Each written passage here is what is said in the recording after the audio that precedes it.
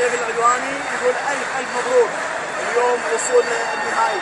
كيف شفت اللقاء اليوم امام البنك الاهلي؟ اول شيء بسم الله الرحمن الرحيم، مبروك نادي الكويت، هارد لك البنك الاهلي. طبعا فريق البنك الاهلي فريق محترم، وصل نصف نهائي، يعني فريق يقدر انه يحقق بطوله، لكن العميد الكويتي كان بالمرصاد ومجهزين حق المباراه، صار لنا يومين تقريبا، وهذه اول مره العميد الكويتي يصعد الى نهائي البطوله العربيه، وباذن الله البطوله كويتويه ان شاء الله. يعني ان شاء الله عينكم على البطوله؟ عيننا على البطوله من اول يوم بالبطوله ان شاء الله. ومشكور على الاستضافه هذه يا غالي حبيبي. بكل امانه إيه؟ ودك تلتقي بمظهر السعودي او الزمالك؟ والله العظيم يعني اكون وياك صريح، ابي مظهر السعودي بسبب الجماهير وحلاوه البطوله تكون جماهيرها. جماهير مظهر طبعا غير، يعني يحلون البطوله.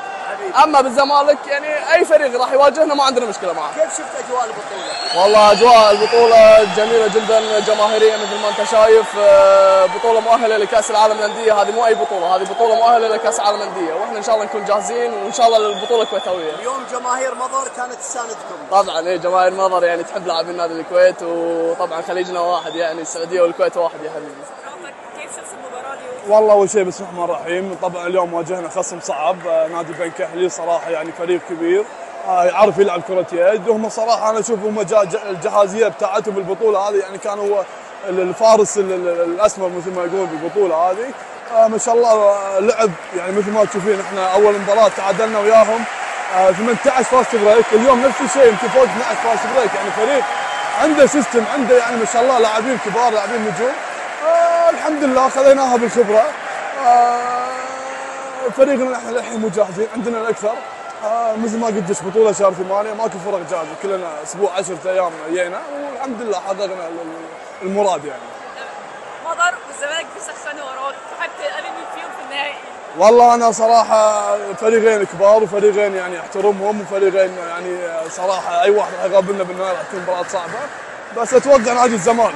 مباراه كبيره قدام المظهر، الملعب كله متقفل بجمهوره، ازاي عملتوا؟ الله يبارك فيك. الاول الحمد لله بنشكر ربنا على المكسب، احنا محضرين الماتش كويس جدا. الكلام كله كان قبل الماتش ان الناس كلها طلعت تبقى مليانه، الناس كلها تبقى مركزه، الجمهور ما يخرجكش بره التركيز في الماتش، بس اللعبه كلها خبراتها كبيره الحمد لله، قدرت تركز وقدرت تعمل اللي عليها، والحمد لله ربنا كان لنا الماتش بالمكسب يعني الحمد لله. طب انت شايف ان الزمالك ما كانش هيشارك، لا هيشارك وصل الفاينل؟ والله احنا الظروف كانت لاخر لحظه احنا مش جايين، بس يعني الحمد لله الدنيا اتحلت، وكده كده اي بطوله الزمالك ان شاء الله بيلعب فيها يعني بيبقى ينافس عليها، كده كده لازم يبقى البطل فيها، ده طموح نادي الزمالك على طول. توقعات الفاينل؟ طبعا فريق كودي فريق كبير طبعا، وفي 2 محترفين جامدين، بس احنا كده كده ان شاء الله قدها يعني، ومباراه جامده وان شاء الله يعني يبقى ربنا يوفقنا في الماتش ونفوز بالبطوله. احسن جمهور في الدنيا كده كده، هم رقم واحد، هم اللي بيخلونا نلعب بكل الروح دي، هم ورانا على طول من اول يوم، من اول ما نزلنا المطار، بس الحمد لله يعني احنا هم طول ما هم في ظهرنا، احنا ان شاء الله يعني نخليهم يفرحوا بالكاس ان شاء الله بالبطوله.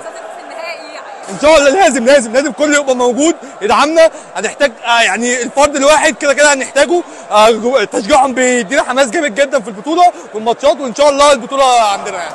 لا طبعا فريق مظهر فريق محترم جدا، ظاهر بشكل كويس جدا جدا جدا في البطوله، مصنف على البطوله، الحمد لله كنا مركزين، جمهوره جميل جدا ما شاء الله، راقي جدا، والماتش كان حلو جدا في اجواء كويسه ما بين الجمهور الزمالك وجمهور مظهر، وان شاء الله نركز في اللي كابتن، مباراه امام الكويتي، كيف راح يكون اللقاء وكيف استعدادك للقاء؟ لا طبيعي، مباراه نهائيه، فريق الكويت فريق محترم جدا، متعود على النهائيات ومتعود على البطولات، اتمنى باذن الله ان احنا نفضل مركزين وعارفين ايه اللي نعمله، وان شاء الله نحقق ان شاء الله خير.